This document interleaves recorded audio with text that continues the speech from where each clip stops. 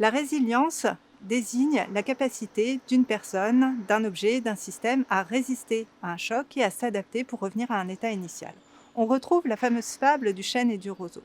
La résilience, le roseau, est dynamique. Elle accepte dès l'origine la perte et l'adaptation consécutive au changement. Elle s'oppose en cela à la résistance, le chêne, qui signifie tenir droit, donc résister à un choc, c'est l'ambition du risque zéro, au risque de rompre si le choc est trop fort.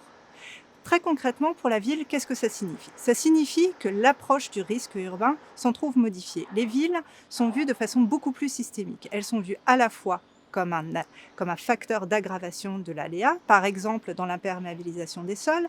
Elles sont vues également comme naturellement un enjeu, c'est-à-dire que plus il y a de personnes dans une ville, plus une fois qu'une catastrophe se passe, il y a un impact sur cette ville. Et enfin, elles sont vues également comme des acteurs. À l'échelle de la ville, c'est la bonne échelle pour pouvoir envisager une action de résilience.